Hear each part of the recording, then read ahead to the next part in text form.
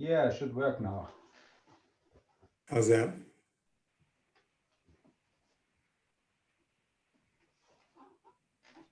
You have the floor, Paul. Okay.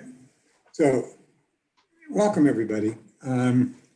Pascal asked me in one of our previous conversations to talk about what is organization design.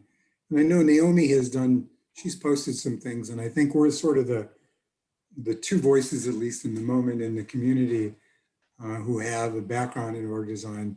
And so what I tried to put together is, I called it a simple foundation. And then the reason for that is we could go much deeper, but I thought my goal is an overview and a highlight, at least from my perspective, about what org design is. I think there's some common languaging and common concepts and things. And so my goal was to give you an overview and a flyby, and actually, with apologies to my MBA students from a couple of weeks ago, I actually used a version of this slide deck in my organization design org theory course with a colleague at the University of Denver. And I thought maybe it's at least a good place to start to talk about org design and how what you all do in enterprise work and what we do in org design work is probably very similar and maybe just needs to be more converged in some way. So what I want to do is sort of give you a little bit of what is it, how is it, and then, on the back end, I think I have the challenges to org design. So I thought I would go that way.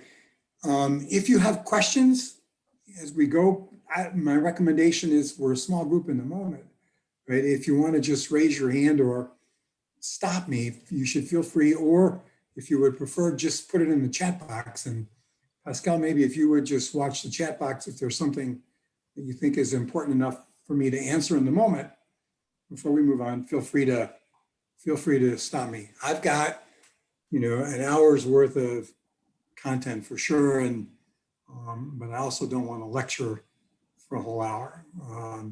So if we could do that. I wanted to start with this picture, right? Because when people think about org design, this is usually the first thing they think about, right? And the point I always raise about this is when you look at this picture, what does it tell you about the organization? Anybody, come off mute. What does it tell you about the organization? That it's siloed. Right. Yeah. And it says basically each department, there are multiple departments and sort of it's pretty functional, right? Yeah. Pretty functional. Management also seems detached of the rest of which. Right. Right. And it's obviously, at least on the surface, it looks pretty top heavy, right? You see a lot of bosses, you don't see a lot of staff. Staff are someplace down there in the bottom, right? What does it tell you about the way in which the organization works? Anything? Who to blame for something when it goes wrong? Sorry, John? Oh yeah, who to blame? Yeah, right? Who's at least the head of the box, right? Right? Who do I hang out to dry if something doesn't work within something, right? It's probably true. Right. Well, and unfortunately, I'm sorry, go. I was just saying that you typically don't see the whole governance structure. Yeah, it's impossible, right? Yeah, and the what is it? The assistant and the foundation is separated. The philanthropy and Six Sigma. Okay. Okay. Right. Yeah. And so it's everything is compartmentalized, right, and functionalized in some way. What it doesn't, what's obviously missing from this picture is where's the customer, right? Where's the customer in this picture? Clearly, where's the majority of the staff, right? They're buried someplace in all those departments, right? How it actually works in this medical center, from the moment somebody decides they're going to go there to the moment they actually get what they need done, et cetera. And so, organization design has been mostly equated with hierarchy and, these one-dimensional org charts, which is quite unfortunate, right? Because it's much, much more than that. From a colleague and I are designing a org design workshop series that actually begins next week. And one of the things that we were talking about is the reason why org design is so important in the moment, right, is because we're living with 5th generation technologies, but we have at best second generation organizations, right? We're still living in the Taylor model and in Taylorism, for the predominant model for how organizations operate, and so the reality is that technology has outstripped organizations. It's in some cases, it's actually, it's reversed the org design from something on that previous chart to something that is much more bottoms up, right? Or horizontal, right? People are able to reach out and talk to each other and connect across those boxes in that org chart in ways that we never imagined possible. And so technology is actually, and complexity have made things like hierarchical compliance pretty difficult to maintain, right? And so there's a growing need for this integration of co-creation of technology and social systems. There's a really good book called Humans Plus Machine. I think it was published last year or year before, where he makes the point about artificial intelligence and machine intelligence should be enabling humans to perform better, right? And so these systems should augment humans and should only do what humans can't. And humans should use them and leverage them to do the things that they can't do. And so, one of the key concepts in org design is joint optimization. How do we create these things together in a way that they enable and support one another and leverage each other, right? As a consequence, I think there's this upheaval in the whole question about what's the role of an org designer, right? My background is human systems, sociology, psychology. That's probably a pretty typical background for somebody who's my age who does org design. But that's not sufficient in the world anymore. Simply having a human systems perspective in this complex world isn't going to work. So we're trying to create 3rd, 4th generation organizations to support 5th generation technologies. And of course, the technologies, they're not slowing down any, right? I think, when you think about organization design, it's gone from Taylorism, in the early 1900s to socio-technical systems thinking, which was introduced at Tavistock in the 40s and the 50s, which essentially, the research that my mentor did was in the coal mines in the UK. And, the story was something like, the mine company was sold this bill of goods about a new machine technology that would double and triple the output of coal in the mines from the workers. Right? They bought it, they implemented it, production dropped 50%. And so the question was, what happened? You guaranteed us double, triple performance, and manufacturers had no idea. So they hired a bunch of consultants. They went in and they talked to the miners. And what they discovered was that in the old model, people worked together in teams, right? So the short wall method was a collection of 8, 10, 12, 15 people work together. If something happened in the mine, then they had each other to help take care of themselves. Remember back in Chile a few years ago when the 25 or 26 were trapped together, right? The new method spread people out along the coalface, the long method, right? Where you could actually mine more coal more quickly, but people couldn't see each other, right? And so they were actually psychologically disabled and frightened because the next time I picked a piece of coal, I might tap a vein of methane, right? I could cause a landslide, and so people were quite fearful for their lives and things like this. And so the notion of, creating technical systems without fully understanding the implications for the human system, the social psychology of individuals and teams, you can't design one without the other, right? And the hyphen between the two is sort of, you have to look at the social, you have to look at the technical, but you have to look at how they interact with one another and how they influence each other. And I'm talking about research that's 70 years old that I think gets replicated in each of our individual work today. I bet you if I asked each of you, you could share a story, right, of how we're still having that problem. Now, the technology might not be a machine, but it's software, it's applications, it's digitalization, et cetera, right?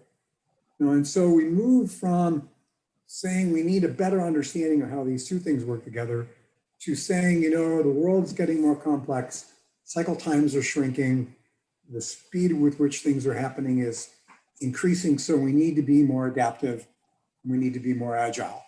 How do we, what are the things that create slowness to respond, to react?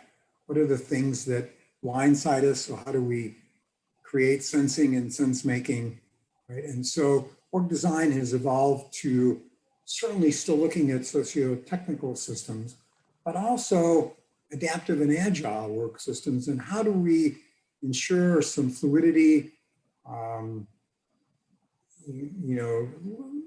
what's the word, limber?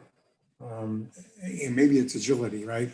And so it's not so much about agile as a product or a set of rules, but agile as an ability to move, anticipate, right? To fail fast, fix it quick, figure out what to do and how to do it next, to what I'm actually going to talk about next week with my two colleagues is this whole notion of digital, right? And what does it mean to begin to integrate all of these things together so that information systems and information enable humans, and humans are able to tap the information systems in order to get the information needed to make good decisions, right? And so how do these things work together? So depending on who you talk to, there are still org designers who are, from any one of these, probably three model. The digital work system design is probably more 21st century, and and sometimes I think the old school is Taylorism and socio-tech. The relatively new school, 80s and 90s, people who came out of that, maybe more adaptive. And certainly if you're living in the information world, like you do, then it's certainly all about how do we take those information technologies and leverage them to give people what they need, where they need it, in order to do what they need to do. And by the way, what does it eliminate in terms of work? Robotics. I was thinking this morning about, today we can 3D print buildings. So we don't need bricklayers. We don't need, so a lot of work, quote unquote, that humans used to do is going away. It's either being done by information systems, algorithms, digital technologies, et cetera, right? So, if you're looking for a definition of org design, this is the one that I use with my friends. And obviously it starts with, it's more than the boxes and the names in the chart, right? It's about the decisions, about the configurations of the organization, right? And the arrangements of the processes, the people, the structures, the systems, in order to create something that delivers to its purpose, right? It's the means by which strategy is operationalized. And for me, amazing places of work are created. It's both, right? It's how do we do these things in a way that creates both things simultaneously, which gets to the discussion we were having a couple of weeks ago, Lisa, when we were talking about, how do you think about both things simultaneously? We want to operationalize strategy in ways that deliver on the promise, the goals, but we want to do it in a way that creates places of work that are inspiring, attractive, meaningful, right? Most of the books that are coming out today are about that notion, right? What's individual want, what it makes for productive teams, et cetera, right? So this is my definition, if you will, of org design. And it's interesting, Paul, as Sure. you're discussing that. Sorry? You showed us an organisational structure at the beginning, and we probably all looked at that and recognised it. There was a COO, a marketing, an HR, a commercial director, and those structures have existed across organisations for a couple of decades now. More than a couple, but exactly, yeah. What you're just demonstrating as you look at the journey we've all been on, and now we're moving very much to that tech-driven 5th generation tech. It's completely demolishing those organisational structures, and actually the new organisational structures emerging are very different to the old ones, and it's because the very point that you're saying that we're replacing roles that used to need a factory manager, used to need a lot of facilities and infrastructure around people to get products out the door. As now we're delivering these platforms that customers self-serve on, and that is completely changing what an org structure will look like in the future. What roles will appear, what governance will appear. It will fundamentally look very different. Yeah, and to Susan's point, exactly. To Susan's point earlier, it's how do you govern in a distributed, virtual, right, more transparent world, and what are the implications for the choices and the decisions that you make? I think and we're at this dynamic tension point where some people are sort of what the new looks like is unknown. And so it's a little bit frightening. The session I did this morning, there's a book called Innovation and Entrepreneurship by a woman from Poland by the name of Daria Tatia. And what her whole book is about, networks and ecosystems, right? And so the title of the book is Innovation and Entrepreneurship, but what she's really saying is, what do you need to create these things in the future world? And the answer is, we need networks and networks of networks, and a network intelligence and a network IQ, she calls it, right? To be able to understand all of these dynamics. And the other part of the discussion that we were having this morning, Lisa, was, when you begin to understand and look at networks, do social network mapping or analysis or organizational network mapping or ecosystem mapping, right? You begin to see things that you haven't seen before. It makes more visible and transparent, maybe things that were not obvious before that are actually underlying the choices and the decisions and the behavior of people, right?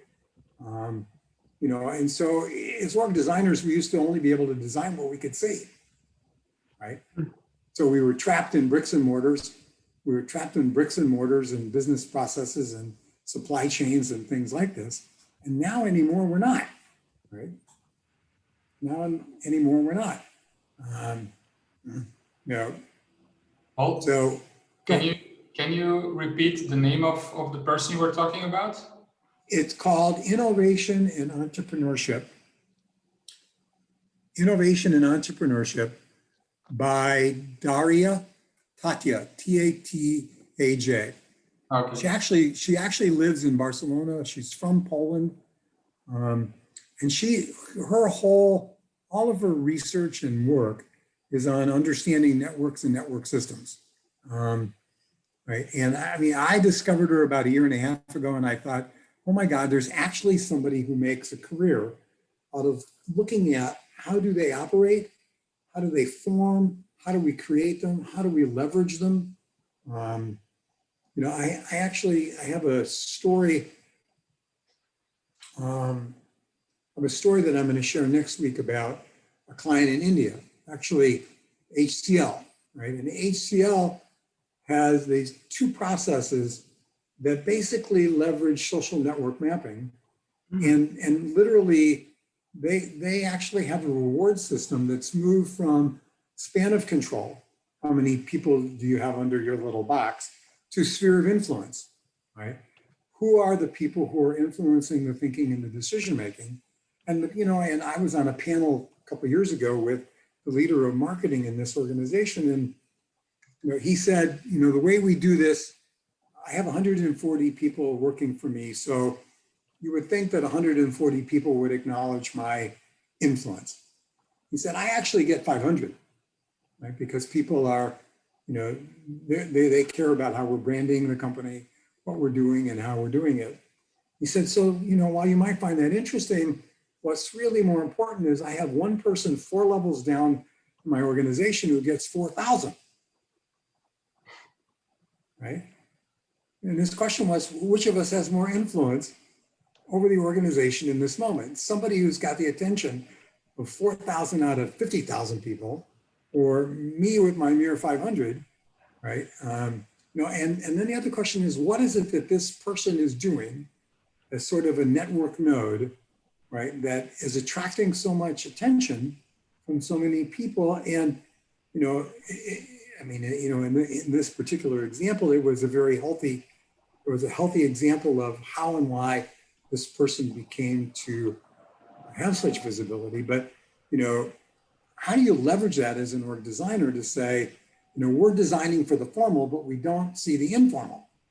And yet in the informal world, this guy has got a huge amount of power, right? And ability to shift people's minds and mindsets, right? And if you think people are listening to the boss, I think this other guy's got a bigger megaphone, right? In the moment, right? So I think you're right, Lisa. And I think we're at this tipping point, to the chat doc, we're at this tipping point where the old forms aren't working. And if they are, they're only working in certain more old line traditional industries. Until we start 3D printing a car, we're going to have assembly lines, right? And probably production systems, quote unquote. But 3D printing cars is certainly not that far away, right? And half of what used to be in a car no longer exists because they're all going to be electric by 2030, 35, right? And so all of that's changing, right? So I think you're exactly right. Sorry to interrupt you. I don't want to take too much of your time, but if you look at this, and we all already talked to this about this in our work stream before, but John, if I can address this to you, if you look at this definition of organizational design, and you with your obviously enterprise architecture background, how do you look at this definition?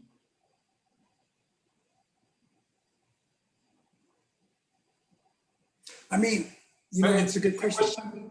Paul, it's a question for John. I really would like to hear John about this. John? Yeah, so I would say much of it is almost the same words as we use to define enterprise architecture. Mm-hmm. And actually in the renewed approach to the EA approach I use with Scott Bernard, the EA3 approach, now the EA6 approach, we actually call it organizational design.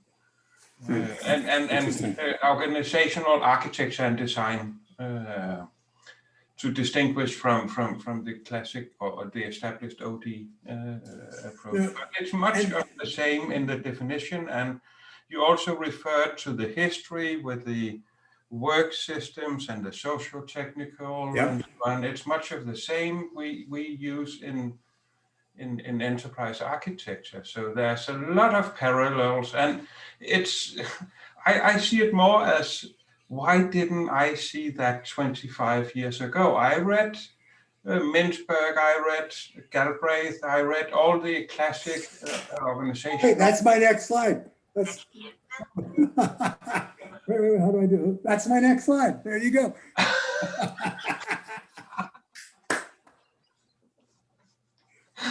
No, it's a really good point. John, what is different? Is it the last part, the amazing places of work? Isn't that something we as enterprise architects forgot about or thought about? Yes. There's a lot that enterprise architects, by and large, have forgotten about because we've had Gartner and we've had the government EA and the IT-centric EA and so on. That it's been very much about the inside-out kind of thinking, and not even amazing places to work and to deal with as customers. 10 years ago, even customer journey mapping and simple stuff like that we use in UX and so on was uncommon for enterprise architects. I mean, that's the real shift, though. You know, the sociotech, I mean, it's a really good point about outside in, inside out, because the sociotech model was very much inside out. It was actually rare that it was more about designing a human system around a given, right, transformation technology, whatever that was. You know, as things became more adaptive and agile, you know, you have to go more to the environment, into the ecosystem, and to understand it.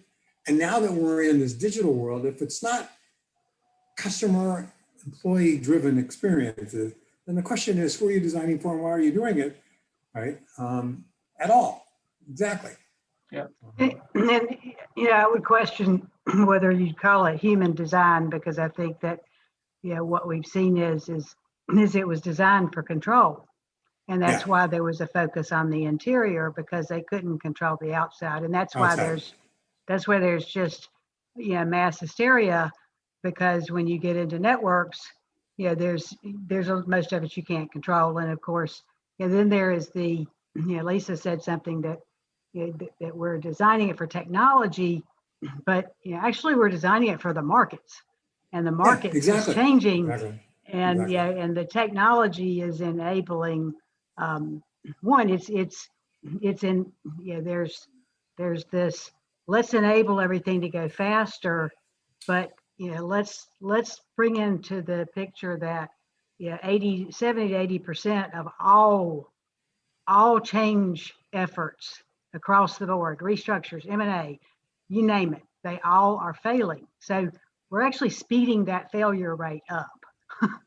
And in many ways, and so, you know, when you look at the number of financial zombies out there that, you know, that we're feeding to continue, then you know, that's kind of eating up the entrepreneurial seeds that are possible. Whereas, let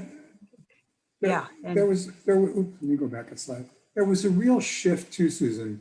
You know, I mean, between the socio-technical systems time and the adaptive agile work systems, you know, what's from a timeline, what's missing in here is Japan, total quality, right? And the voice of the customer and things like this, right? And sort of getting, in Japan, I learned the phrase close to the customer, right? Which I translated as reducing the physical and psychological distance, right? In today's world, the barriers between the employee delivering something and the customer receiving something is, you know, almost non-existent, right? They can talk to each other like that, right? And quite frankly, the most innovative designs are actually coming out of China and India.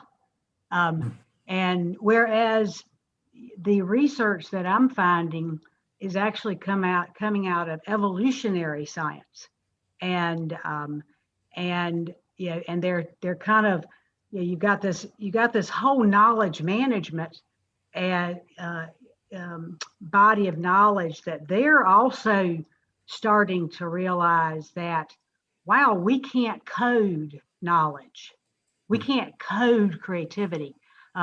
And so they're bumping, you know, it's like every industry, you know, I listened to one of your videos, Paul, and I so appreciated you differentiating so politically correct the difference between organizational development and organizational design. And I think that that's actually a real blind spot that I know that, these guys are, they're looking at a lot of people who call themselves organizational design and they're not. Right. They're dealing with personality assessments. And I listened to, so the first training I got in leadership, because I came out of being an entrepreneur, and I'll be honest with you, leadership was like out totally not even on the dashboard of what I learned as an entrepreneur. Okay, and that's sad. But one of the first trainings I had was this behavioral scientist, and this was like 7 or 8 years ago, and he had a webinar yesterday, and I'm thinking, let me see if he's done anything different. It was still going back to this, we got to improve the emotional intelligence. I'm like, no, I mean, it's almost become it's a crutch. It's a crutch now. I used to have a boss, actually an old professor, who his phrase was, if you want to change something, change the work, stupid. This is what he would say, change the work, right? We'd get into these conversations about attitudes and emotions, and he would say, he'd look at his watch, Susan, and he would say, you have 15 minutes, go find me an attitude. Out in the hall, help yourself, go find me an attitude. You got 15 minutes to bring it back. And everybody would look at him like, huh? And he'd say, these things don't exist out of the context of how people behave and in the context in which they're behaving, right? And I think that's a challenge for us as org designers. What we're trying to do as org designers, I think, is help operationalize the achievement of the purpose of the system, whatever that system is, right? And one of let me jump ahead real quick. Let me go one more. The problem a little bit with org design is it depends on, everybody has a different lens or filter through which they think about that. So the org development people, they're at the individual, human, high touch level, right? They're down there below day to day, right? Their unit of analysis is the individual and maybe the team. And that's fine. I mean, certainly, there's a lot of good books about making great teams great and why teams are important and how people psychologically feel safer, blah, blah, blah. But that's not org design. Well, to that point, what is safe is actually dysfunctional. So the whole psychological safety issue is like, you're missing the point. And it's like, emotion, if you take the E away, it's called emotion. Right. And people are backing up from what we really, what needs to be faced is the fact that we all live in different realities. And until we get on the same page, it's like there's this embeddedness in our language that is very coercive. In fact, we have as a society, and I'm not getting on my soapbox here, but we really, especially in the last couple of weeks, we've certainly seen a lot of rising up emergent properties that actually can be coined narcissist, and we've actually bred narcissism into the organizations. And I'm saying that as a very non-emotional thing. I'm just saying that it gets in the way of actually getting work done. Do you? If you want sustainability in organizations and you want organizations and systems that make a difference, right? There is something about how you put all these pieces together, right? I use this slide because the problem with org design is different designers come at it from a different unit of analysis or leverage focal point. Bart, I remember when we were talking a couple of weeks ago about, ecosystem design. What happened in the pandemic is we discovered that these supply chains that we created, right, weren't designed right. And they fell apart in the heart of the pandemic for different reasons. And so And because all these pieces are so inextricably combined anymore and the level of complexity, right? So some people are at the enterprise, right, ecosystem level. Some are at the more operational, organizational entity level, whether that's strategic, operational, or day-to-day design, and so, different org designers play in different sandboxes, right? Yeah. Which becomes a little bit of the challenge in defining org design. I think Naomi's first book, she did a really good job of articulating what strategic design was, what your strategic choices are and things like that. When it got to the operational and the day-to-day and how it would work, not so much, right? Others, there are good books right now that are all about the day-to-day.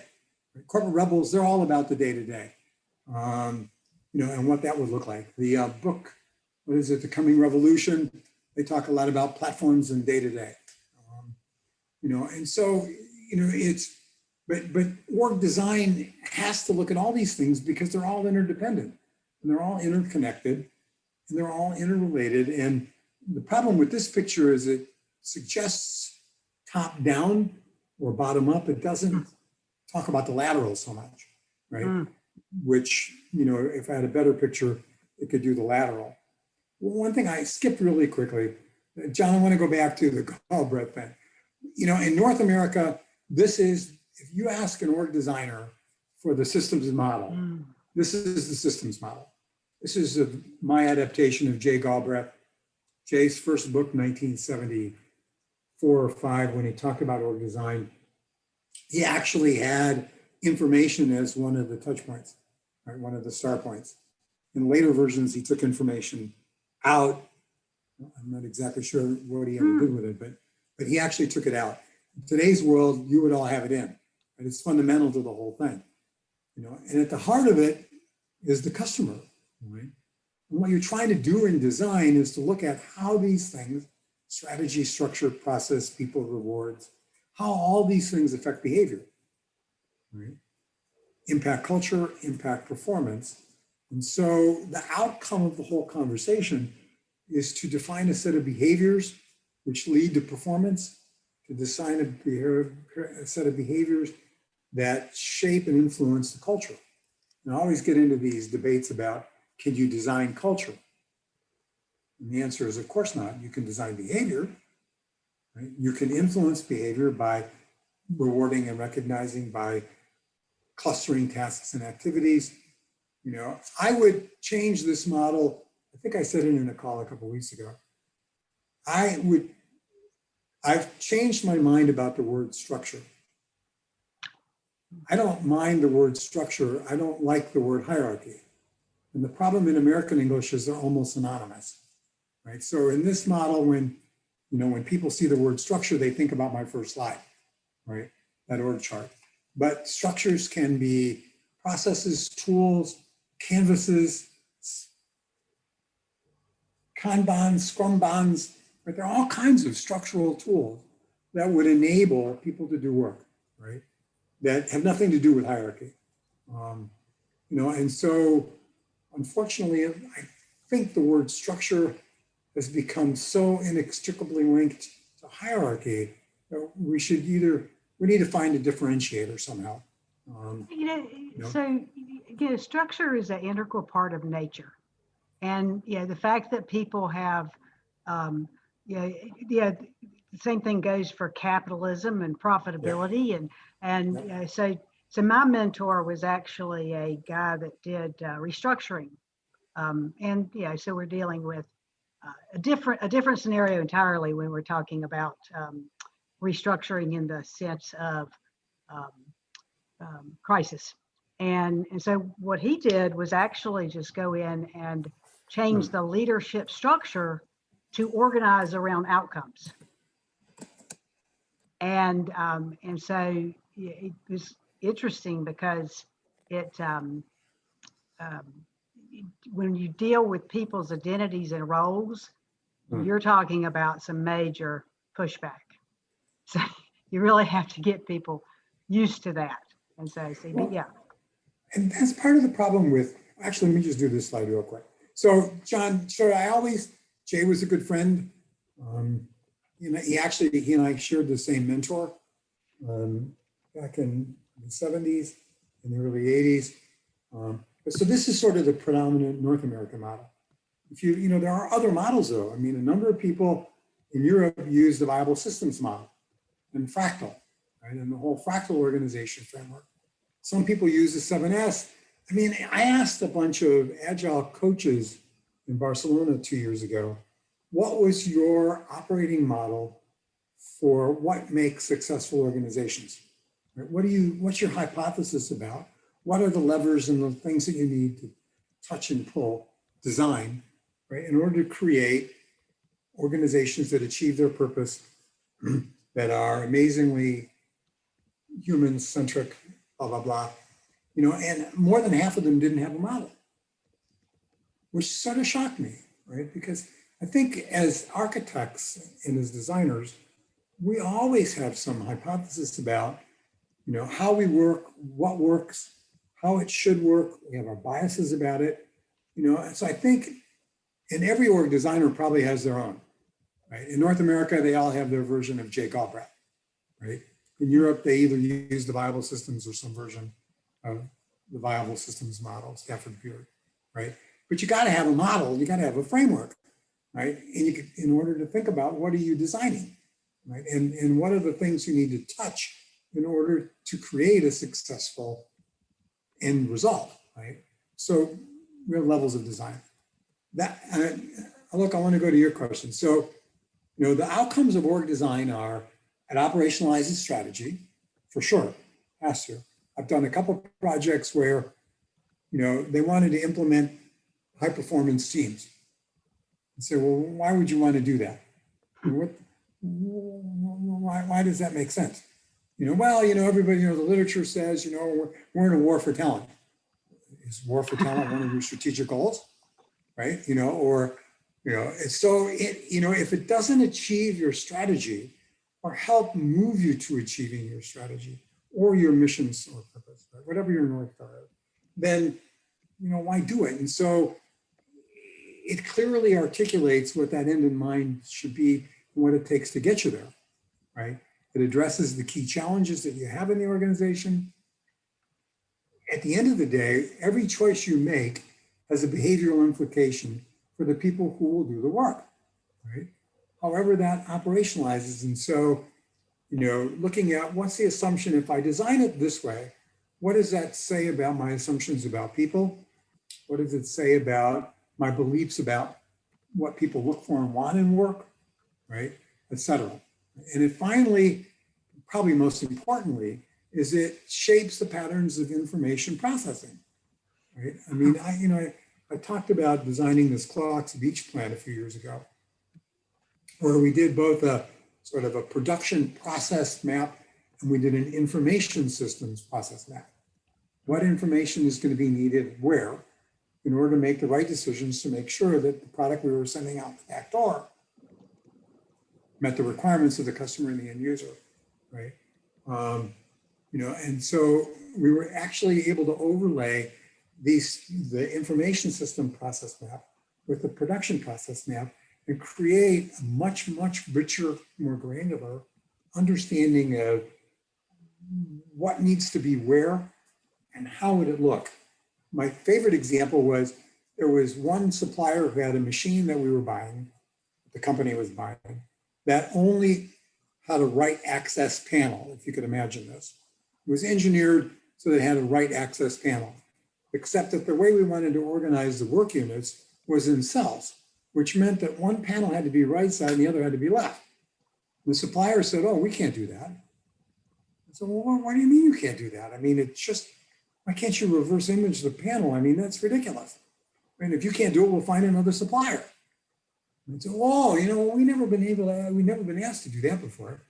You know, and so historically, you know, they designed the factory to a right panel access thing because that's what the supplier gave them. Not that that was the right answer from a human system, team, information system point of view, right? It's crazy, absolutely ridiculous. So coming back to Lisa's question, I think it kind of drives for me, yeah,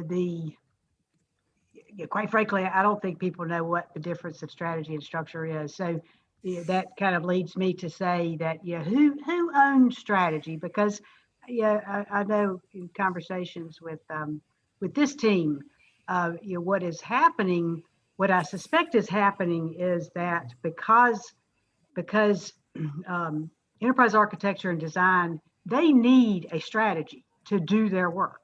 And when they don't get a coherent strategy, they're forced to either confront leadership or make it up. And they're not paid to do that. And so then of course, then you get this project failed, this multi-million-dollar project failed because it didn't get leadership sponsorship. I'm like, what does that mean? So, what is your response to that, Paul? And did that, did that get to the heart of your question, Lisa? Yeah, Susan, I think you raised another point.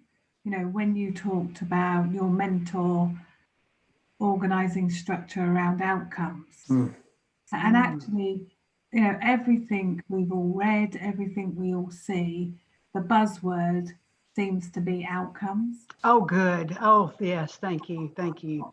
And what we're trying to drive our roles is, if we understand what outcomes the organization needs to achieve, then we can design the organization, the processes, the architecture, the customer journeys, and all of that stuff.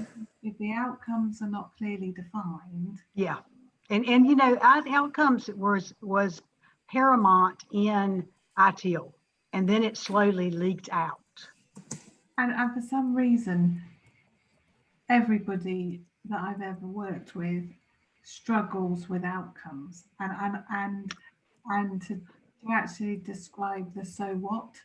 Everybody is happier talking about activity, processes, and things, and problem solving.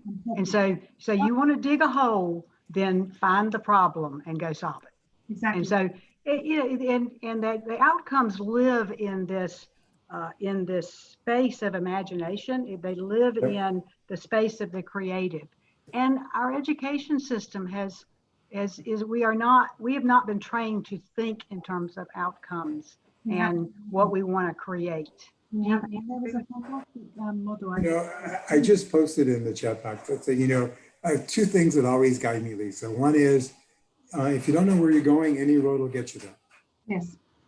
Right? If you don't know where you're going, if you don't know where you're going, any road will get you there, right? No, number one. Number two is, which would you prefer? Unconscious design or conscious design? If you don't all systems design themselves. Yeah. They're always designing themselves.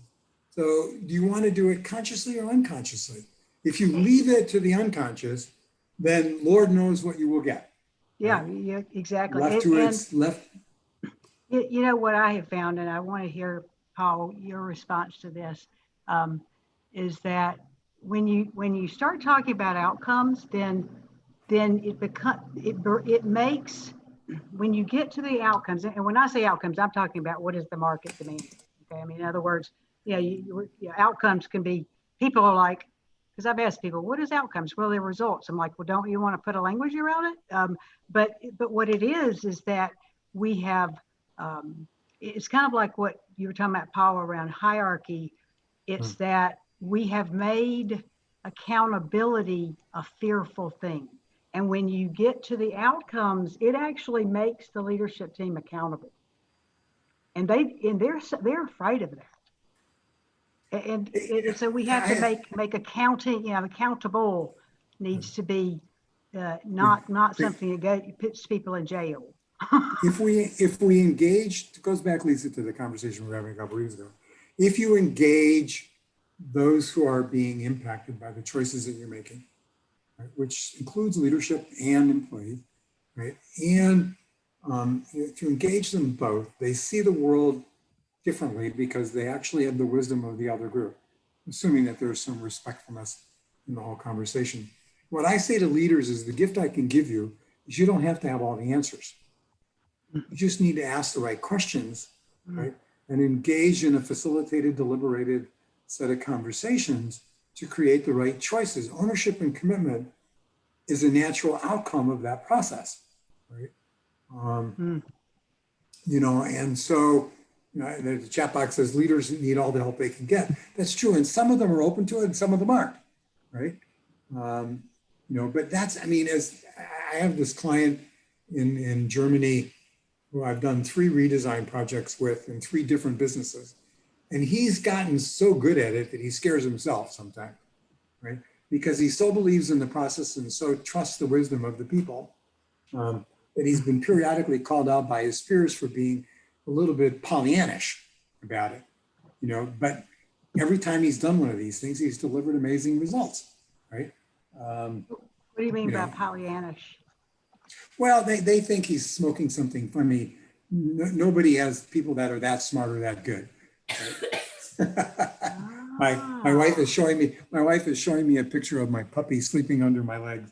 She doesn't have the most beautiful posture for a young lady when she's asleep. Sorry. But yeah, exactly. Right. I mean, it's but so, you know, they think he's a little bit naive, right? Maybe Pollyannish isn't the right word. Naive, right?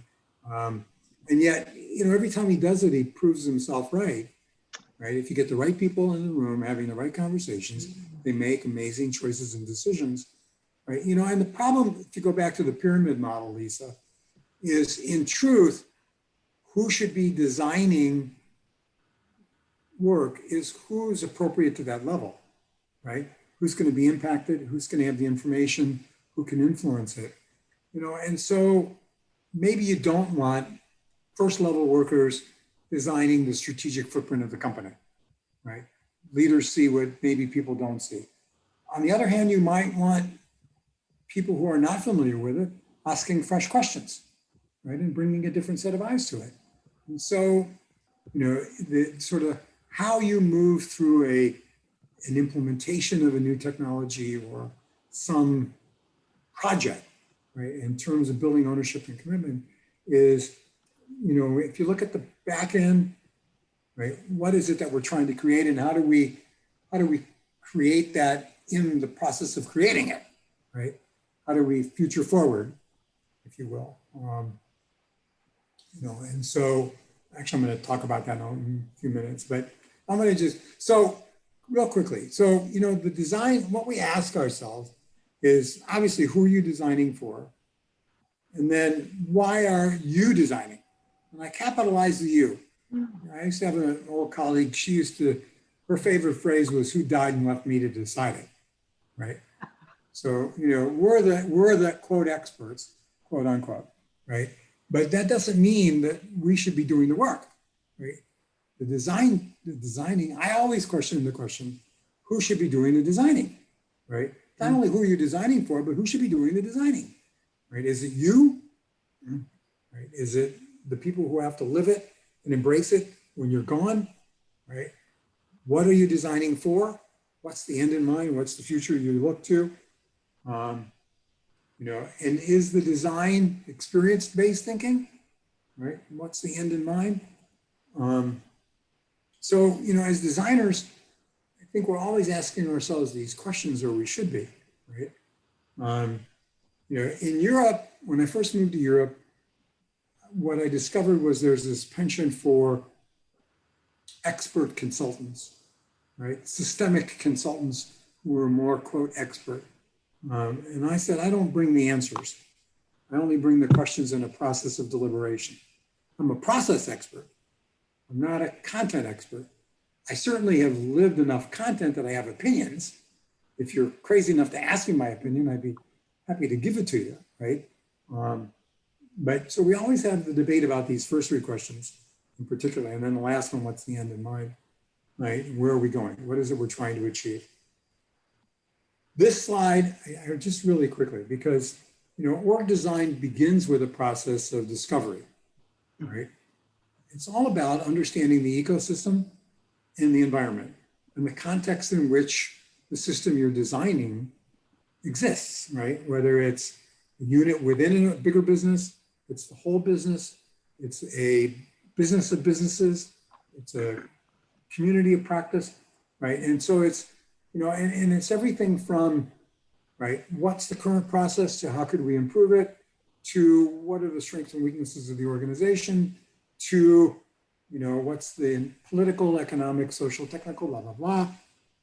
You know, I always include benchmarking because one of the things I discovered as an org designer is people can't create what they can't imagine. Benchmarking isn't about copying what somebody else does, but it's about discovering possibilities for yourself, right? And then saying, how could we leverage that? In the 80s, I used to take American managers to Japan, and those who were massive failures were those who tried to come back and replicate what they saw in Japan. Not think about what's the underlying principle at play here, and how would that principle translate into my country culture, my company culture, my professional culture, right? And so how do we stretch the rubber bands of people's minds as they engage in strategic thinking, operational day-to-day, right? And moving into embedding the design in the organization.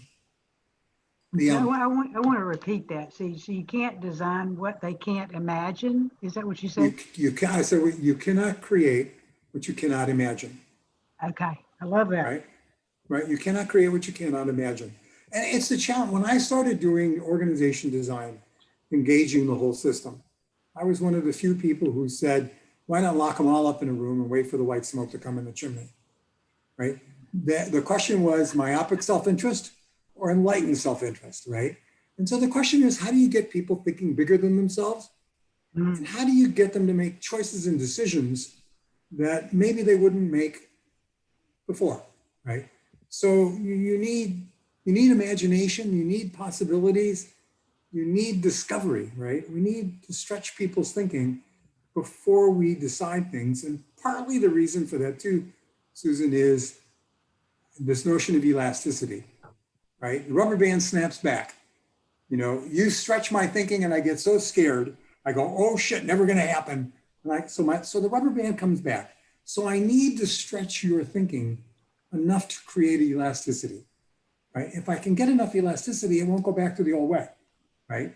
It may not break through to the new way, but it will certainly be better and different than what we had before, right? You know, and so so when I would do large groups, we would always have some process of discovery where people could, you know, they could go out and research great companies to work for, right?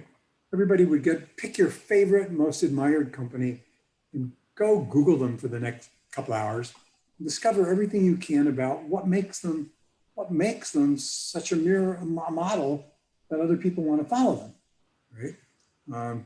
What is it that they do? How do they do it?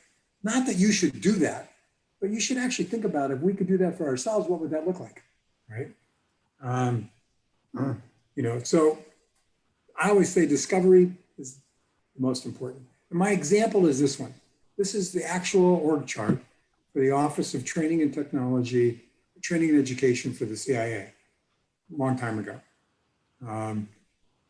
Looks like what you would expect to see from a bureaucratic government organization. As a training and development organization, as you could imagine, you know, it's got everything from intelligence training, which is actually how do you recruit a spy, to someplace in here is evasive driving, somewhere else there's breaking and entering, someplace there's leadership development, teamwork, right? All of the traditional things. They literally did everything you could imagine from an intelligence gathering, spying perspective to teach people, right? The number one biggest department in this organization was the language group, third one over on the left, language training. Because the history of the OSS, right, was you needed people who were fluent in the local languages. Otherwise, it was the immediate giveaway. If you couldn't speak the local dialect, you stood out like a sore thumb. It didn't matter if you looked like, walk like, talk like, or look like, walk like, but didn't talk like everybody else. And so the largest department in this business was language. But the truth was it was highly expensive. They only offered certain language courses certain times of the year. You know, the world was moving much faster. I needed somebody to brush up their language skills tomorrow because I'm sending them to Afghanistan 2 days from now, right? And they're going to a different region, maybe than what they had trained for before, so they need to know the nuances. There are a lot of cottage industry language schools now that are a lot less expensive than going to the CIA. So this department was losing customers, losing people. It had a captive audience in the sense that you could have conversations about operations and spy work that maybe you couldn't have if you went to Berlitz or you went to Rosetta Stone or something like that, if you can imagine it, right? We went through a whole design process, and this is what the end result was. Right? Wow. They changed from this to this. Right? They moved from all these functional. It's a network of networks, exactly. Yep. It's called the network. It's called the knowledge network model, right? Of the choices that they had, back to the myopic self-interest, this was the most radical choice that they could have made. And the betting money was that they would never choose this. If you were a wagering person, you would bet hundreds of euro that they would never, ever, ever choose this. And the end of the day, they did, because the process of discovery and the journey they went on enabled them to see other possibilities for how they could do their work in a fundamentally different way. And so we created, and you'll see the triangles with teams, these are more permanent work units. The triangles with dotted lines are more ad hoc, temporary. We have a special project, we're going to send somebody somewhere. We need 3 people with these skills tomorrow to go there, right? There are 3 sort of focused organizational entities: instructional delivery, customized design, consulting products and services. The only thing that was given in this whole chart is in the upper left where it says DTE, that's the director, right? He said, I'm the only one whose job is not likely to change much because I'm just going to orchestrate whatever you decide, right? This is how they got there. Oh, go. Excuse me, it looks very generic to me. I don't know if but it looks like you could easily duplicate the same diagram to any other organization. As you can imagine, Pascal, if you took this to the Congress and said, I want to fund this model, the Congress would say, show me the org chart, right? And who's got what government rating, and and how many levels, and where's the equivalent of the general, and blah blah. How big is that group going to be? Yeah. There is underlying this a more traditional org chart, because that's a lot of what people can see. For some people, they wouldn't move to this model until they actually knew who their boss was, right? Well, aren't these words their own? And so in other words, that even though it looks very, very generic, they actually had to, that customized design for them has a lot more meaning. Right. This is the strategic design, Susan, right? Yeah. And so for instructional delivery, there's a whole design process that actually peels the onion and says, okay, well, here's what we're tasked with. How are we going to design that? And it includes the people who see themselves as being occupants and positions in that entity. Right. Well, and I would imagine that these are the value streams. To translate that into these guys' language, these are the value. These are the primary value streams. Yep. And so so then it created the flow reservoirs so that people could, in essence, it allowed it to emerge where it needed to emerge. Would you say? Exactly. And the other thing, one of the biggest breakthroughs, Pascal, in this model is the CR, the customer relationship person. They never gave a shit about the customer, right? They offered courses. They offered courses, and they offered a course catalog every year, and they printed their course catalog, and they waited for people to come to their door, right? And if you didn't want a course, I'm still getting paid. Doesn't make any difference, right? So actually finding out what's the customer want and having the customer drive the conversations to whichever of these 3 entities is the right one for them to be able to then deliver value, right? Increases the value of each stream in the whole. A question I have now, how this might be related to the model we have right now with enterprise design, because so the question, what is the element you group people around or you wrap them around, right? And you can wrap it around customers, You can wrap it around products. You can wrap it around capabilities. This is the outcome. What you're asking for is every one of these has a different outcome. Yeah, Yeah, so but I think Wolfgang, your question, but I think Wolfgang, how I'm interpreting your question is, you have a bunch of design choices, right, in terms of how to do that wraparound. You know, you could have clustered, for example, Wolfgang, different SPI communities by their learning goals. So you could have, as opposed to having a customer representative embedded in every entity, you could have had a stream that only delivers a particular kind of learning, right?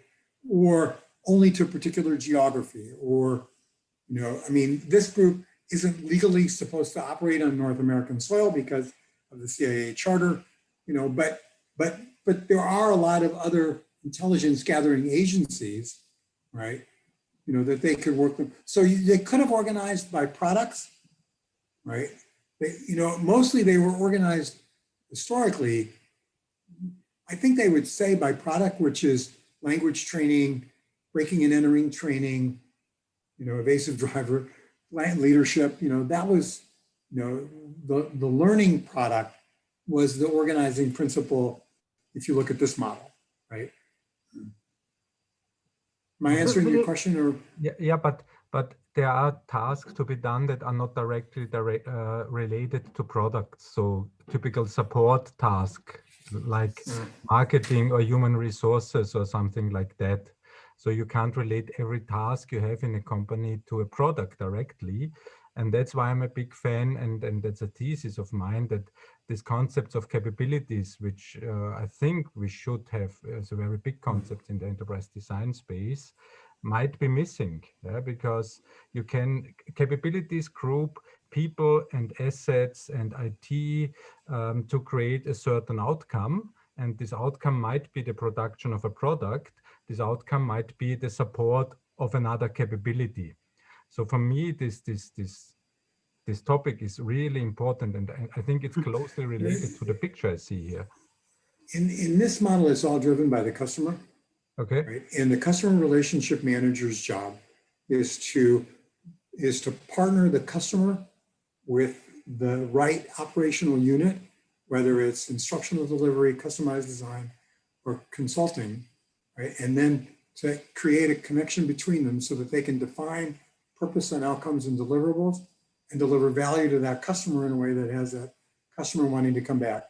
Sometimes if you go to consulting products and services, we have something on the shelf we can give you. Sometimes we have to create it, so we bring together an ad hoc virtual team. They design it, they meet your needs, they work for some period of time on the project, then they go back to their work. Right? Yeah. Underlying this model was a huge need for a knowledge database that told me what are the skills and the abilities of all 700 people who work in this organization, right? And, you know, how do I marry that person's skill to that customer need in that moment, right? So that's the capabilities model, isn't it, Wolfgang? It is. So what I'm trying to find, so, and I know that I'm keen on finding patterns. So in what context would you organize around this, wrap around the customer like this model? What's the context, right? And maybe there are different contexts, different industries and different kinds of companies where you wrap people not around the customer, but maybe around capabilities, or maybe around, so that's for me, it's a big topic. It could be capabilities. It could be, you know, if it weren't this particular group, it could be channels to the market, could be different platforms, right? I mean, you know, within the CIA, for example, there's a whole group of people who their job is to gather human intelligence from people. Another group of people, their job is to simply to break into the Chinese mainframe, right? You didn't hear me say that. You know, but, you know, and so different capabilities, right? The ability to recruit a human spy and gather human intelligence from that person is different than somebody who is surfing the internet, right? And hacking, right? And or, you know, looking at your profile in 100 different ways. So you could have, you could have organized it that way. What this group, I think where they came to was the customer had never had to pay for the service before, but the customer was now having a choice and saying, you know, we think we can get it cheaper someplace else. So the voice of the customer was probably the loudest, most important voice in that moment, okay, to make it the number one organizing principle, right? Now, once you say we need to organize around the customer, then we need to be able to deliver, but they want different things. So how do we organize to be able to quickly deliver different things in different contexts to them? So Wolfgang, I think that what he's speaking to is the competitive strategy, and you got to look at the landscape and what's happening in the marketplace, which quite frankly, that's shocking, Paul, that the CIA would care about the customer, but obviously their market shifted, so they were at a point where they had to shift there and had to completely reform to be able to deliver because of the competitive landscape. And the other thing that you just raised, if you look above in the upper, sort of in the middle, it says strategic planning, marketing, and performance management. They never did any of those things. Strategic plan was they put together the course offerings. The way they put together the course offerings was they had a functional department meeting of the people who were offering those courses and said, well, what do we want to do this year? Not what's the market telling us, what's the customer want? So there was no performance management, no accountability. Is this course paying for itself? Meaning, does it cover your time, your costs, the infrastructure costs to support it, et cetera, right? And so building into the system, right, the ability to plan, market, and track and manage performance to make hard decisions, these things were never a part of their mindset, right? Now all of a sudden they've got to figure out how to do those things across the whole of everything blocked into the yellow. I think for me, as far as the intersection group and what we're doing, I think those good bees and good haves that Paul is talking about, I think they're really key. I think it's what you also said, Wolfgang, in the chat, and I see the word now again, it's context. It's what situation are you in? What might be the best way to approach something? It might be from an organizational design. It might be that capabilities is first in the process of doing the enterprise design, but it doesn't mean when capability maps come first that it might be at one point go in the background, and then the organizational design is more key. But they're complementary. I think you should. I don't think so. I think it's a concept that is missing in the org design world. I think it's missing, and I'm quite so. Yeah, but it's capabilities is not in product design either, and it's not in finance either, and it's not in. So true, that's if you say it's not in another discipline, that's true, but it doesn't mean it's key. It's the only thing that matters. I don't agree with that. So you're getting to capacity. Yeah, what do you have the capacity to do? I mean, this organization, this project, this is the messy project plan, Wolfgang. And basically what it says is we had 1 year to design and implement a whole new way of working. We had 1 year, right, to do everything that you just saw, move to that whole thing. It took them 6 months to figure out, actually from October to, in the bottom left, April. So 6 months to figure out what that should look like. And another 5 months to make it happen, right? And the key to it was the WOW is whole office workshop. This is how do you engage the whole system in the conversations and deliberations and the decisions that support what you need to do moving forward, right? And so there were a series of these whole office workshops where they could all come together, deliberate, brainstorm, debate, and decide together how they would do these things, right? When it got to making that choice that you saw on that org chart, there were 4 choices that they had that were presented to the community, right? And they literally, one person, one vote, democratic rule. The boss said, whichever one you choose, I will support and implement. You know, and in WOW3 says new design macro framework. That's when they created that picture that you just saw and supported it and decided it. Were they all happy about it? No. Were they all committed to it? Yes. All right. My rule is, well, my rule was you have to be 70% comfortable. There's no perfect answer.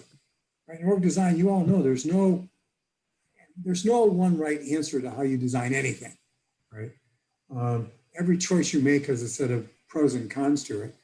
And so even the choice that they made had pros and cons to it. The question is, how do we address the cons in a way that has us comfortable that we can make it work and we can support it, right? You know, so they had from April to literally September 30 to figure out how to make it work and how to implement it, right? Which meant doing the more detailed design work. Probably the biggest challenge they had was building the information system and the information network that gave them the data that they needed so they could actually do things right? That was the number one biggest hurdle that they had. Really? You know, and if you can imagine in the CIA where compartmentalization is the word of the day, right? These systems didn't even talk to each other, right?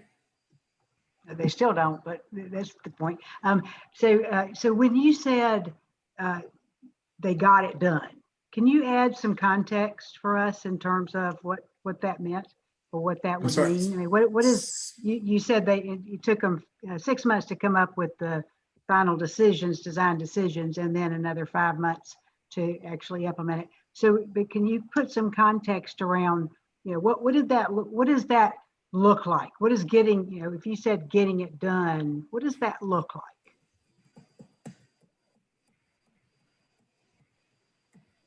That mean everybody knew their roles? Did that be? It looks like doing. So what that picture is, Susan, is it's the strategic footprint, right? It's the framework for the house. We know we're going to have 3 main rooms, right? We know we're going to have 3 main rooms. We're going to have a basement. We're going to, you know, we're going to have it organized this particular way to the sunlight.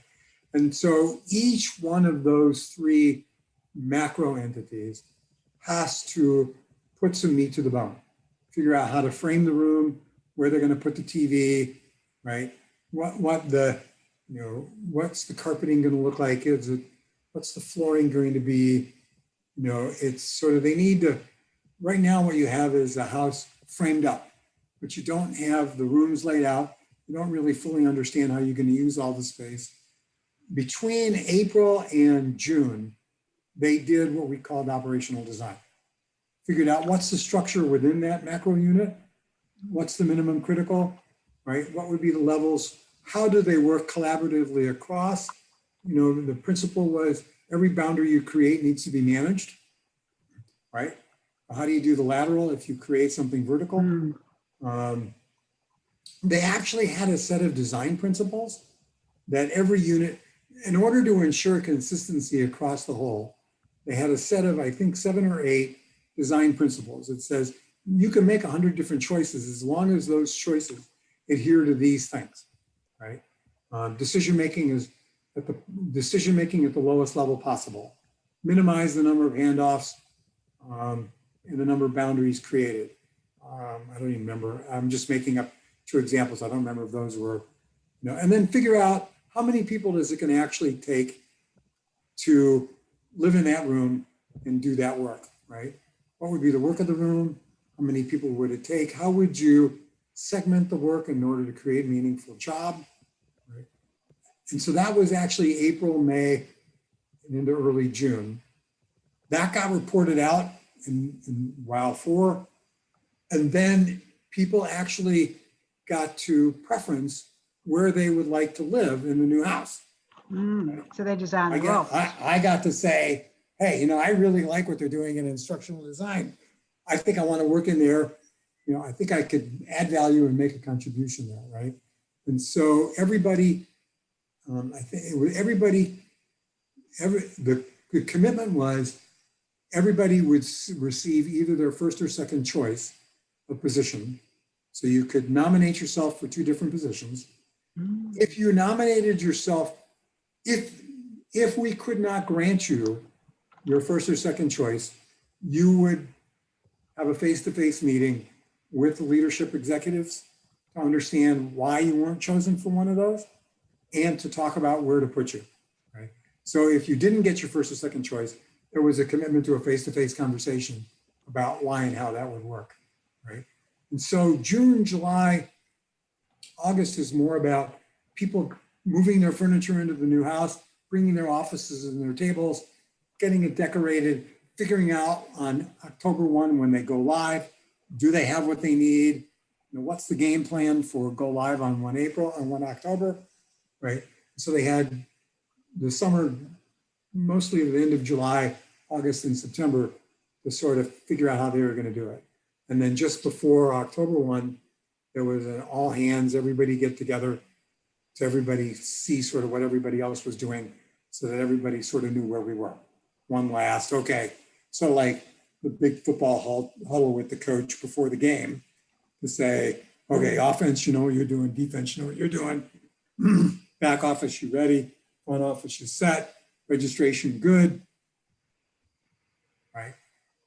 So if I took this and where you got design detail increases, could I actually say that that's where the collaboration increases? Yeah. Yep, exactly. And the principle was you get to influence the job you may have, right? You get to co-create the position and the work you might have. So what would make it interesting? What would make it meaningful, right? What's the work and how would we take the elements and the components of the task? If we deconstructed them and reconstructed them, what would that look like, right? In some, I mean, like if you were a language trainer, the actual work that you did didn't change much. You still taught that language. You taught Farsi, right? But the way in which you actually had to market it, sell it, be accountable for it, right? Deliver it, that might change, right? Yeah. The touch points changed. Yeah. In other words, Exactly. how the network was connected is what changed. Yep. Yep. Okay. Yep. That help? Can I keep going? How are we doing on time? Oh, we're almost done. Okay. So can I do one last thing? Here we go. So I just want to do one last thing.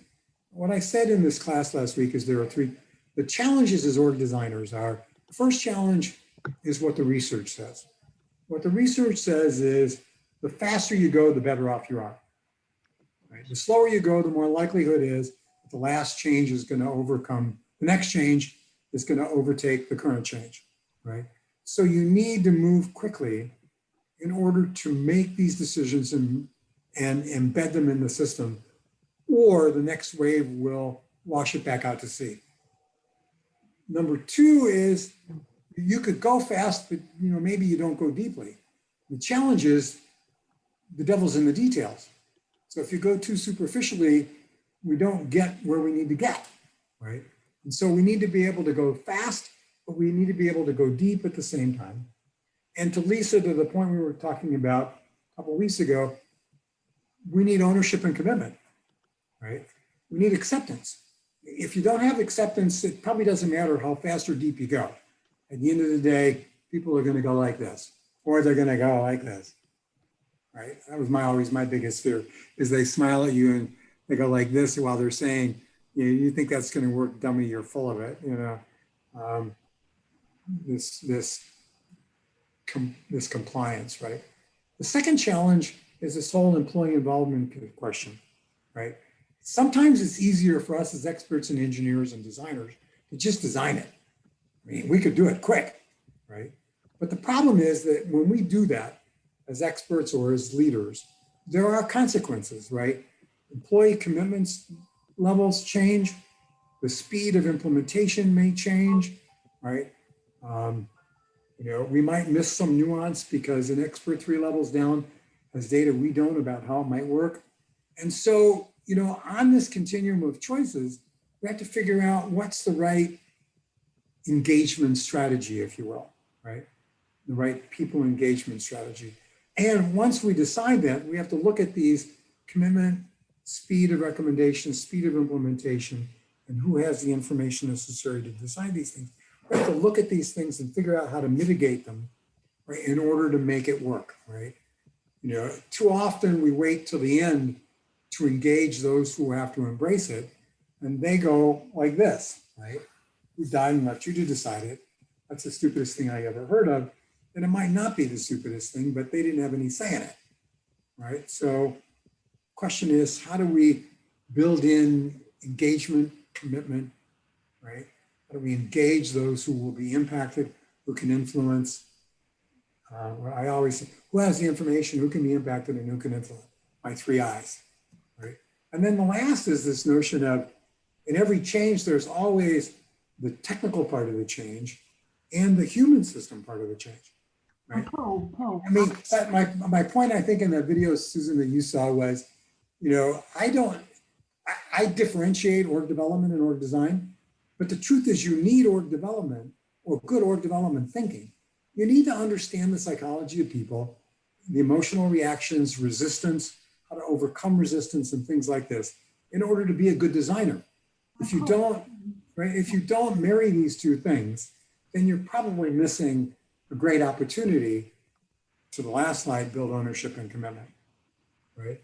Paul, I don't know if you can hear me, but this slide in particular and the human journey and all the work that you shared in the previous sessions that we had, and especially what Bard was saying, you know, and your 5th generation, 3rd generation conversation, it's a meaningful work and all of that stuff. That human side, I think, is the toughest and hardest to crack. The design phase, the drawing the boxes, even though they're not boxes in some diagrams, considering structure, you know, looking up the processes and the ways of working, that's easy. It's then trying to get the human psyche to change. And you know, really, seriously, I can't stress enough how working in the current organisation I'm working in the UK in, how what I assumed was an easy model to move to is so resisted, because it's that human side of the journey that takes so much more effort, and so much more effort than the IT side. It's a hard one to crack. You know, the light bulb went off for me when I was having a conversation with a production manager that I work with, and we were talking about cycle time, right? And the cycle time to implementation of change. You say, you know, when you think about it from a cycle time analysis point of view, where do you spend the most amount of time in a project? And it's almost always selling it at the back end, right? So what if you could eliminate all that selling time and move that selling time to the front end, or integrate it into the other steps that you take in order to reduce the cycle time? I mean, you know, my client's question was, why does change have to take so long? And I thought, I don't think I have an answer to that. But the cycle time question is a really important one. It's easy to come up with a solution. And probably any one of more than one solution will work, right? So it's not about the ideation, it's about the implementation, right? Which is about embedding it in the hearts and minds of people and having it so embedded in the system that the next tidal wave that comes doesn't wash it ashore, right? And when these two things are out of sync, you get a funky DNA, so to speak, right? Makes sense. Okay, last slide and then I'm done. Actually, last slide. I wrote an article a few years ago where I said these things. The first is, as org designers, what we know is there's no one best answer. Technically, any way you organize will work if you answer the right questions, and it's always just a set of trade-offs. The second is all designs have a shelf life. You know, it's sort of like on the bottle of milk that you buy at the grocery store. It says, throw this thing away after 2 weeks because it's not going to be good anymore. Every time we design an organization, every time you design a software system or a package, right, it should have a shelf life on it. It says revisit and or throw it away after a certain period of time because it's likely to have lost its flavor somehow, somewhere, right? You know, and they all outlive their usefulness. Right? They always outlive their usefulness. So we should put a date stamp on it. The third is you have to design for tomorrow or for as far as you can see, right? Because by the time you get it fully implemented, the next change will be upon you. So if you're not thinking out far enough, then what you're creating is a solution that works for today. It probably doesn't work for when you were actually needing it a year from now or 2 years from now. It goes back to my stretching the rubber bands of people's minds, getting them to think beyond where they are, right? The fourth point is org charts are interesting, useless for the most part, because what they don't describe is the horizontal and the lateral, right? It's all about the glue, right? The white space is all the glue that holds the damn thing together. So managing across and designing across is far more important today than who are the boxes and whose head rolls if something goes wrong, right? Fit the person to the job, not the other way around. I've been involved in more than one design where the decision is what would Paul be best at, not what do we need somebody to do and who would be the best at it, right? And there's always a little bit of truth that's, we say never put the people first, but we always, in some way or form, put the people first. In truth, we always have people in mind, but that ought not be the driver. And then the last one is org charts are obsolete, right? That picture that you saw, I only do organographics, right? When I work with clients about org design, it's about a word picture, right? It's a word picture that describes the story of how you'd like the organization to work.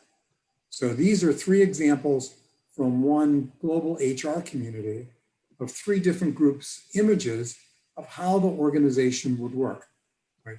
They're word pictures that people can take 15 minutes, 20 minutes to say, here's how we imagine it. We think we're going to have a shared service group that will support the whole. It's going to be made up of these functions for these reasons. We need a leadership team. We need somebody's response. We should have centers of expertise where we can deliver certain things. We ought to have a core set of services, blah, blah, blah. So each group creates their own word picture. And then we begin to share these pictures and look at similarities and differences and aspects and dimensions that we like, right? And out of these divergent visualizations, I actually have a friend in Italy, he uses Lego for the same thing. He uses Lego Serious Play to have people imagine and reimagine and tell the story of how they'd like to see their organization work. Right? I have a friend in the Netherlands, he uses gaming software development, right? That's his way of getting people to actually create a game. That's how the organization would work with all the assumptions and everything else. It's, org design is more about the 3-dimensional, how do we see it work? What is it that we see, what's visible? And at the same time, what's invisible, right? What's the glue that holds it all together and makes it work, right?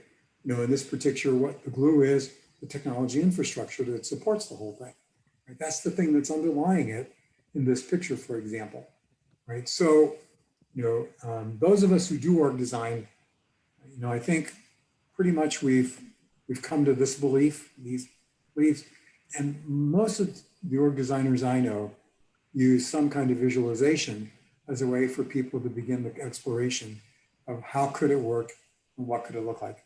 And you can do this at every level, right? Whatever your unit analysis level is.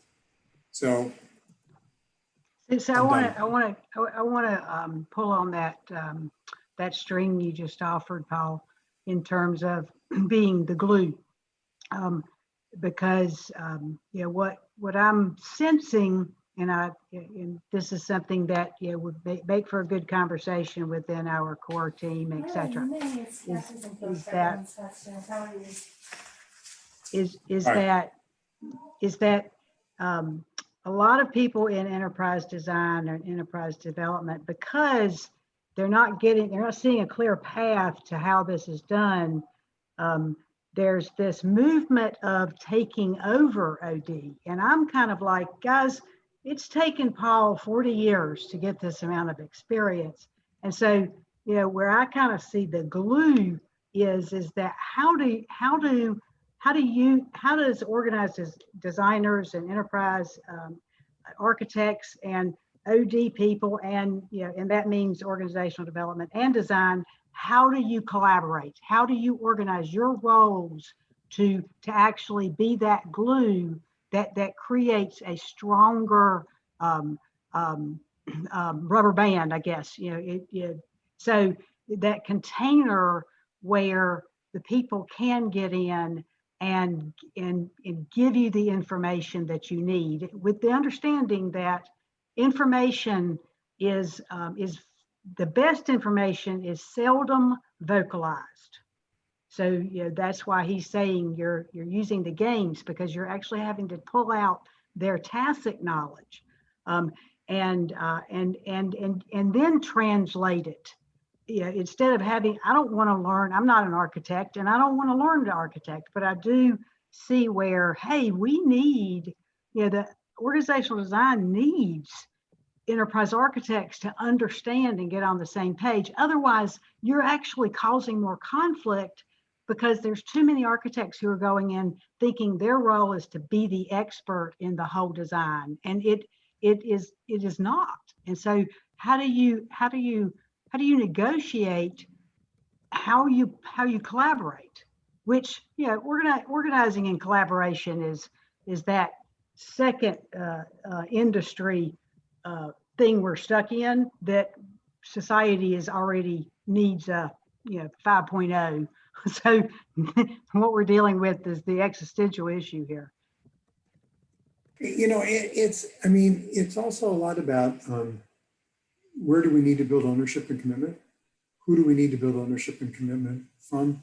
A couple calls ago, Bart kept asking the question, who are we designing for, right? And the question, once you've answered the question, who are you designing for them, the question is, how do we engage them and where do we engage them? And the important decisions that need to be taken that build their ownership and commitment.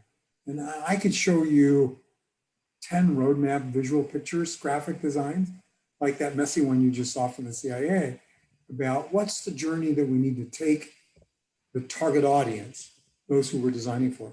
What's the journey we need to take them on in order for them to embrace the decisions and the choices that are made? They don't know how to design a piece of software. They don't care about that. They want you to do that. But what they do know is what they'd like for it to do for them, what decisions they need to make, how it might augment what they do, right? And how we jointly optimize in some ways. And so figuring out where in the project plan are the right touch points to engage people, and then building an integrated process, right, that looks at all of the pieces and the components. Because of the way I embrace complexity is complexly. Right? I look at all the things simultaneously, because if you start looking at them linearly, immediately you get caught, right? And whatever you just didn't pay attention to bites you in the butt. So the question is, how do you look simultaneously at all of the critical components in a way that has them all working together? Now, I think I told this story. I did a project years ago for a startup at United Airlines, where in one building on one floor, there were 40 people who were designing the jobs and the work units of the people who would maintain the aircraft. 200 meters down the hall was another group of 40 people who were all purchasing all of the desks, chairs, and equipment that would be used in the building. The two groups never talked to each other, right? They each had their project plan and their linear way of working, right? The right hand didn't know what the left hand was doing. And so, it's too confusing. So, if you're not aligned and agreed, how the hell could you do this? You're either going to end underbuy or overbuy, or you're going to overassume or underassume. And by the way, the old jobs aren't what the new jobs are going to look like. So, what's your framework for doing this? And so the question that comes to mind is what was the benefit for them doing it that way? If we can unpack that, because there was a benefit to those people. It's like Yeah, let's stop talking about resistance and the fact that Different goals. the Exactly. employee's strategy is a lot more stronger than yours. So it's not resistance, it's that they're winning. It's not, the two groups had different goals, right? Yeah. The group designing the work, their goal was to make for a place that they'd all want to work. The group buying the tools and the equipment, their goal was to minimize the cost and make the best deal for whatever wrench and widget and chair they could find, right? Yes. Totally, Yeah. not even aligned on. Okay. Yeah. Maybe we are running a bit out of time. Maybe I just stop the recording. People in Europe are getting tired. It's getting 10 o'clock. So I see only US guys discussing. The European guys are getting falling. You guys got to go to bed already. So I don't know. Maybe I just stopped the recording and just want to say thank you for this awesome talk, and I can feel 3 decades or 4 decades of experience, and I think it's astounding how many similarities. How often I thought, well, that's enterprise architecture. Well, that's enterprise design. Well, where's the capability and where's the ID? I mean, maybe the same thing would happen when we present enterprise architecture to you. I think you have the same alien encounter than we have. I don't know. Where did we go wrong? Yeah, and the same for your discipline. So thank you very much. So I stop the recording now. So John and Pascal and Lisa, what are your takeaways? So I just want to, I know 8